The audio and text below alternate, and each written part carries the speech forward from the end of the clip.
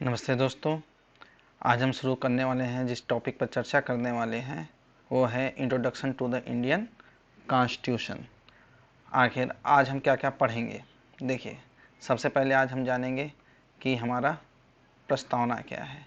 भारतीय संविधान की प्रस्तावना का इतिहास पढ़ेंगे, प्रस्तावना का घटक पढ़ेंगे, प्रस्तावना में मुख्य शब्द क्या है, प्रस्तावना के संविधान के उद्देश्य क्या हैं, प्रस्तावना की स्थिति क्या है, संशोधन और उससे रिलेटेड क्वेश्चन करेंगे। आइए जानते हैं कि इंट्रोडक्शन ऑफ इंडियन कॉन्स्टिट्यूशन को मैंने प्रियम्बल से क्यों शुरू किया है। देखिए, हमारे सामने जो दिख रहा है वो है हमारा प्रियम्बल, जो कि जिसे प्रस्तावना भी कहते हैं, और जिसे उद्देशिका भी कहते हैं। आखिर ये है क्या उद्देशिका। देखिए, जैसा कि मैं अभी बताता हूँ, देख पहले से पढ़ लेते हैं। जैसे इसमें कुछ शब्दों का इस्तेमाल है। हम भारत के लोग, भारत तो एक संपूर्ण प्रभुत्व संपन्न समाजवादी पंथ लोकतांत्रिक गणराज्य बनाने के लिए तथा उसके समस्त नागरिकों को सामाजिक, आर्थिक, राजनैतिक न्याय, विचार, व्यक्ति विश्वास, धर्म, उपासना की स्वतंत्रता, प्रतिष्ठा और अवसर की समता प्राप्त करने के लिए तथा उन सब में व्यक्ति की गरिमा, राष्ट्र की एकता, अखंडता सुनिश्चित करने वाली बंधुता बढ़ाने के लिए अपनी इस संविधान सभा में आज 26 नवंबर 1949 को एतद द्वारा अंगीकृत, अधिनियमित और आत्मत्रित करते हैं। वही चीज़ सेम यहाँ पे इंग्लिश में भी है। ये हमारा संविधान की प्रस्तावना है। आखिर हमारा पहला क्वेश्चन उठता है, आखिर प्रस्तावना है क्या। जैसे मैं बताऊं, जैसे कोई बुक है, या बुक समझिए या किसी बच्चे को समझिए, बच्चे का परिचय पत्र होता है, आइडेंटिटी कार्ड। ये भी एक संविधान भी हमारे संविधान की प्रस्तावना क्या है, आइडेंटिटी कार्ड है। जैसे आइडेंटिटी कार्ड से बच्चे के बारे में पूरा पता किया जा सकता है, उसी तरह संविधान की प्रस्तावना, जो संविधान में मूलभूत सिद्धांत हैं, मूलभूत प्रिंसिपल हैं, संविधान के जो प्रिंसिपल हैं, वो सारी चीज़ें नज़र किस में आती है, हमारी प्रस्तावना में। जैसे प्रस्तावना किसी दस्तावेज में परिचयात्मक कथन है, जो दस्तावेज के दर्शन और उसकी जो उद्देश्य है उसको भी बताता है। यह जो हमारे संविधान में जो नीति निर्माताओं ने जिस इरादे से समझ करके हमारे संविधान को बनाया था, उसको भी ये प्रस्तावना बताता है।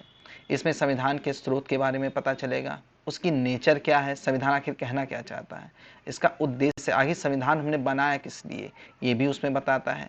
इसे उसके इतिहास के बारे में भी बताता है जानकारी। आखिर प्रस्तावना या संविधान है क्या। चलिए चलते हैं भारतीय संविधान की प्रस्तावना का इतिहास। देखिए, सबसे पहले प्रस्तावना तो मैं आपको बताऊं कि सबसे पहले यूएसए के संविधान में सबसे पहले प्रस्तावना आया था, वहीं से हमने भी अडेप्ट किया, बाकी दुनिया ने भी वहीं से अडेप्ट किया।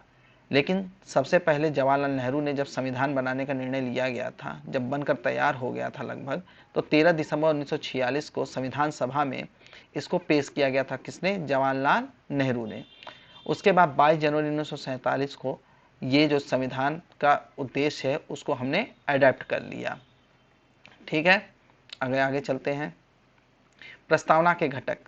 प्रस्तावना के घटक मतलब प्रस्तावना में क्या क्या चीज़ें निहित हैं। देखिए, प्रस्तावना में संकेत मिलता है कि जो सेंटर, जो मेन मुख्य प्रस्तावना में या संविधान में है वो क्या है, जनता। संविधान ही जनता के लिए बनाया गया है। उसमें मुख्य शब्द संप्रभु, समाजवादी, सोशलिज्म, सेकुलरिज्म, डेमोक्रेटिक, गणराज्य घोषित, ये सब चीज़ें की बात की गई है। न्याय की बात की गई है, स्वतंत्रता की बात की गई है, समानता की बात की गई है, एकता की बात की गई, इंटीग्रिटी की बात की गई है। संविधान जैसा आपको पता है 26 नवंबर 1949 को अपना लिया गया था। अब आगे चलते हैं। प्रस्तावना के मुख्य शब्द, देखिए यहीं से इंपॉर्टेंट है सारे शब्द। सबसे पहले करते हैं, सबसे पहला शब्द हमारा देखिए, हम भारत के लोग।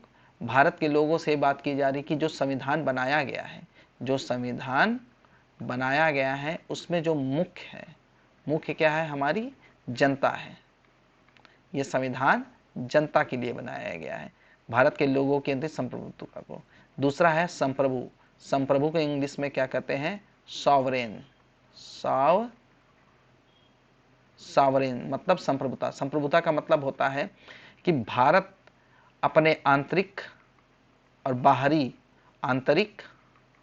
और बाहरी निर्णय लेने के लिए स्वयं स्वतंत्र है।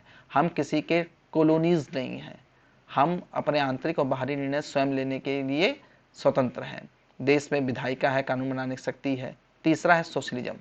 देखिए, सोशलिज्म का मतलब, सोशलिज्म में क्या होता है, मेन केंद्र में कौन होता है सोशलिज्म में? जनता। सरकार है, सरकार जो काम करेगी वो जनता के लिए करेगी, जनता ही केंद्र में होती है।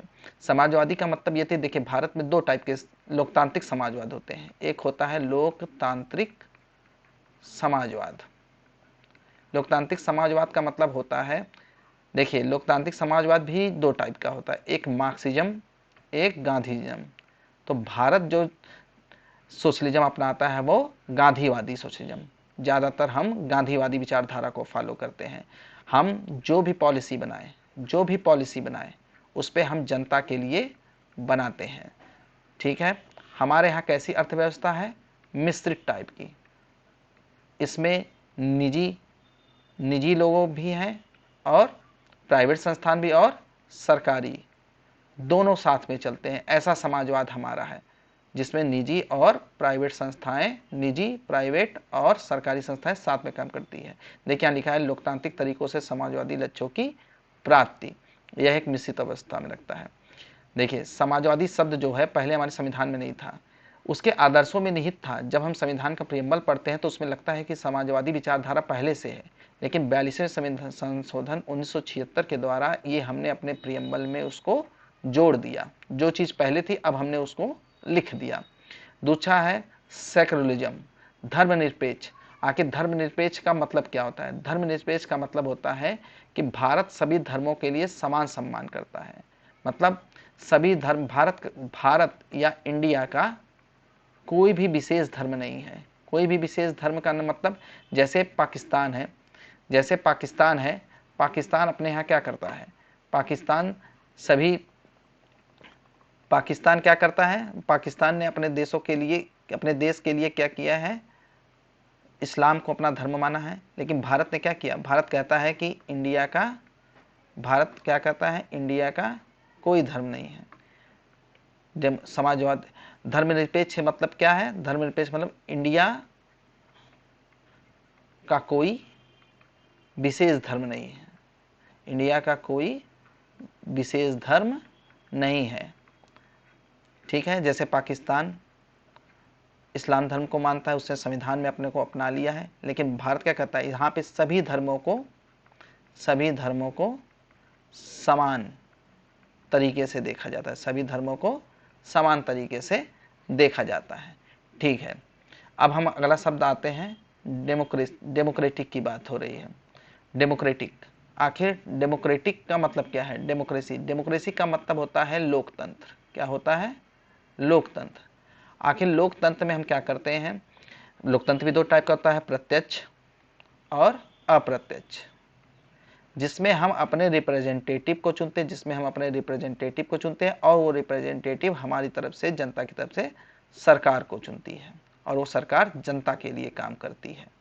यही होता है लोकतंत्र। और गणतंत्र का क्या मतलब है?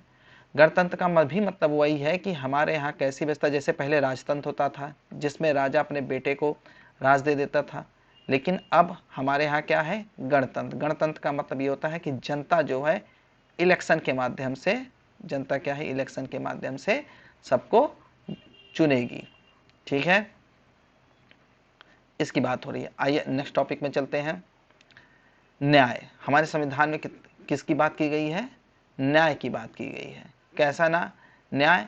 एक ऐसा न्याय जिसमें सामाजिक न्याय की बात करें। किस टाइप के न्याय में? सामाजिक न्याय, आर्थिक न्याय और राजनीतिक न्याय। सामाजिक न्याय में क्या है कि जैसे हम कोई जाति, पंथ, लिंग, धर्म आदि के आधार पर किसी भी इंसान में भेदभाव ना करें, यही क्या है? सोशल जस्टिस की बात की रही। आर्थिक न्याय की बात की जा रही है। आर्थिक न्याय का मतलब ये है किसी भी व्यक्ति को पैसे के आधार पर, धन के आधार पर कहीं पे डिस्क्रिमिनेशन न हो।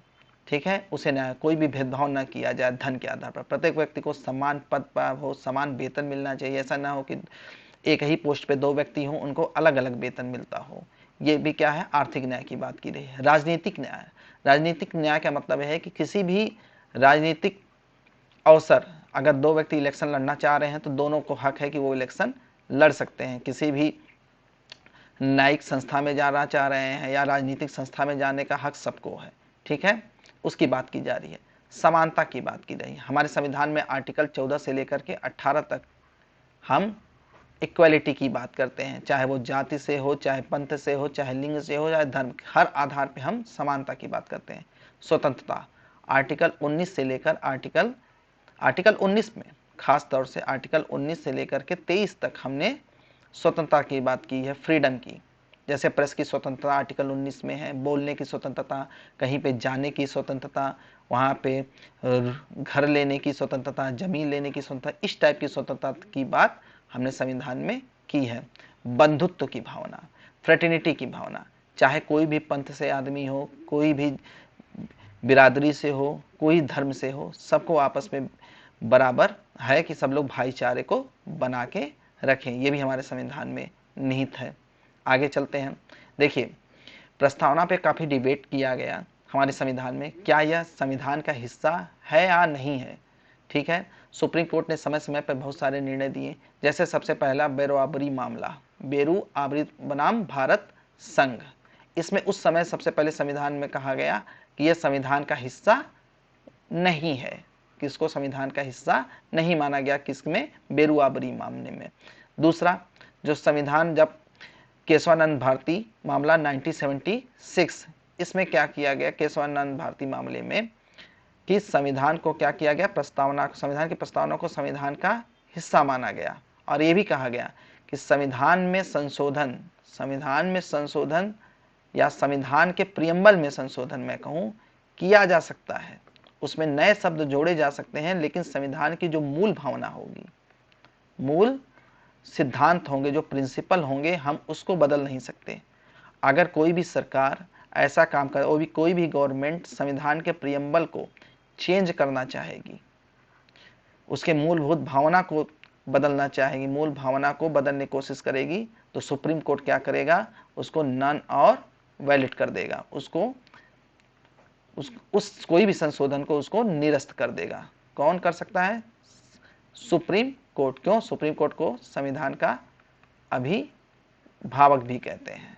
ठीक है, LIC देख सकते हैं 1995 में केंद्र सरकार का नाम LIC ऑफ इंडिया में भी सुप्रीम कोर्ट ने संविधान का अभिन्न अंग माना है। ठीक है, अब आगे चलते हैं प्रस्तावना में कब कब संशोधन किया गया था। संशोधन का मतलब क्या है, अमेंडमेंट, इंग्लिश में उसे कहते हैं अमेंडमेंट। अमेंडमेंट से मतलब संविधान में क्या प्रस्तावना किया जा सकता है, जैसा मैंने अभी बताया, प्रस्तावना में संशोधन किया जा सकता है, नए शब्द जोड़े जा सकते हैं, लेकिन उसकी जो मूल भावना है उसको बदला नहीं जा सकता। ठीक है, जैसे 42वां संविधान संशोधन 1976 में केशवानंद भारती मामले में स्वीकार किया गया प्रस्तावना संविधान का हिस्सा है, जैसा मैंने बताया। उसमें अनुच्छेद 368, आपको पहले से पता है संविधान में संशोधन का जो आर्टिकल होता है वो आर्टिकल क्या होता है, 368। ठीक है, के माध्यम से एक बार संशोधन किया जा चुका। हमारे संविधान में समाजवादी, धर्मनिरपेक्ष जिसे सेकुलरिज्म कहते हैं, अखंडता अंग्रेजी में इसे इंटीग्रिटी कहते हैं, ये तीनों शब्द 42वें संविधान संशोधन 1976 के द्वारा हमारे संविधान के प्रियम्बल में जोड़े गए। जैसे मैंने पहले बताया, समाजवादी शब्द उसके विचार में निहित थे, केवल 42वें संशोधन 1976 के द्वारा उसमें वो शब्द जोड़ दिया गया, सेकुलरिज्म की बात जोड़ दी गई और इंटीग्रिटी की बात की गई, इन सब चीज़ों को जोड़ दिया गया। अब आते हैं कि हमारा ये उद्देश्य आखिर संविधान के प्रियम्बल का है क्या। इसमें जैसे लिखा हुआ है कि यह एक तरीका प्रदान करता है, भाईचारा, स्वतंत्रता, समानता, ये सब चीज़ों की भावनाएं इसमें निहित है। स्वतंत्रता को समानता से अलग नहीं किया जा सकता, समानता को स्वतंत्रता से अलग नहीं किया जा सकता, भाईचारे की बात की गई है। समानता के बिना ऐसी भी कोई भी स्वतंत्रता को बेकार माना गया है जो कि समानता के बिना आती है। स्वतंत्रता के बिना समानता नहीं हो सकती और समानता के बिना स्वतंत्रता नहीं आ सकती। जैसे बंधुत्व के बिना स्वतंत्रता अनेक लोगों को कुछ वर्चस्व पैदा कर देता है, जब तक भाईचारा नहीं है ऐसी स्वतंत्रता किसी काम की नहीं है। बंधुत्व के बिना स्वतंत्रता समानता चीज़ों का क्रम नहीं बन सकती। अब आते हैं प्रियम्बल से रिलेटेड क्वेश्चन क्या क्या सकते हैं किसी भी एग्जाम में। देखिए, यह हमारा संविधान विगत वर्षों में जो क्वेश्चन आए हैं मैंने आपको अभी बताया कि जैसे केशवानंद भारती मामला उसमें पूछा सकता है। 42वें संविधान संशोधन 1976 में, इसे लघु संविधान भी कहते हैं। इसे क्या कहते हैं, लघु संविधान। जो केशवानंद भारती का, जो केशवानंद भारती केस था, इसे लघु संविधान भी कहते हैं। 42वें संविधान संशोधन 1976, ये क्वेश्चन आता है। दूसरा क्वेश्चन आता है जैसे पीसीएस से एग्जाम में, यहाँ पे आप देख रहे हैं ये जो आगे है sovereign, socialist, secularism, democratic Republic, इसका क्रम पूछता है। क्वेश्चन ऐसे पूछा सकता है कि सावरेन, कि संविधान का जो प्रियम्बल है उसमें सावरेन, सेकुलर, सोशलिस्ट, डेमोक्रेटिक, क्या ये क्रम सही है? या सावरेन, सोशलिस्ट, सेकुलर और डेमोक्रेटिक, इन दोनों में से क्रम देखा देगा। तो आपको ये जो क्रम दिया है सावरेन, सोशलिस्ट, सेकुलर और डेमोक्रेटिक, इसको इसी तरीके से याद करना पड़ेगा। ठीक है। दूसरा, संविधान में एक क्वेश्चन आया था पीसीएस में कि संविधान में कितने टाइप के न्याय की बात की गई है, कितने टाइप के न्याय की बात की गई। तो जैसा आपको पता है कितने टाइप के न्याय यहाँ पे देख रहे हैं, 1, 2, 3, 3 टाइप के, सोशल, इकोनॉमिक, पॉलिटिकल। इससे भी क्वेश्चन पूछा सकता है कि किस टाइप के न्याय, सोशल, इकोनॉमिक, क्वेश्चन एक ये क्वेश्चन हुआ। दूसरा, कितने टाइप की, तो 1, 2, 3। संविधान में कितने टाइप के न्याय की बात की रही है, जस्टिस की बात की जा रही है, 3 टाइप के जस्टिस की बात की जा रही है। लिबर्टी, स्वतंत्रता, सेम उसी तरह क्वेश्चन, कितने टाइप की स्वतंत्रता की बात की जा रही है, तो आप देखिए, सोचने की स्वतंत्रता, एक्सप्रेशन, भाव प्रकट करने की, विश्वास की, फेथ की और वर्शिप, 5 टाइप की स्वतंत्रता की बात की जा रही है। कितने? 5, 1, 2, 3, 4 और 5 टाइप की स्वतंत्रता की। वर्शिप, कोई भी पूजा कर सकता है, कहीं पे भी कर सकता है। इक्वालिटी, समानता, कितने टाइप की समानता की बात की जा रही है, देखिए, स्टेटस, अपॉर्चुनिटी और promote among them all, status, 2 type की समानता की बात की जा रही है। समानता, आपको प्रियम्बल जैसा है ऐसा ही याद करना पड़ेगा। भाईचारे की बात की जा रही है। ठीक है। इस टाइप के जो क्वेश्चन होते हैं हमारे संविधान में माने जाते हैं। जैसे एक क्वेश्चन आ सकता है कि बेरुआबरी मामले में संविधान, ये क्वेश्चन पूछा जा सकता है कि किस संविधान संशोधन में प्रस्तावना को संविधान का अंश नहीं माना गया, तो किसमें नहीं माना गया, बेरुबारी मामले में। ठीक है। इस टाइप के क्वेश्चन पूछा सकता है। इसका सन भी पूछा सकता है, किस सन में ये संविधान का संशोधन हुआ था, तो इस टाइप के क्वेश्चन पूछा सकता है। आपको ये जो संविधान का जो प्रियम्बल है जैसा है वैसा ही आपको याद करना पड़ेगा कि किसका क्रम क्या है, कितने टाइप की जस्टिस। आई होप आपने आज काफ़ी से समझा होगा अच्छे से। ठीक है।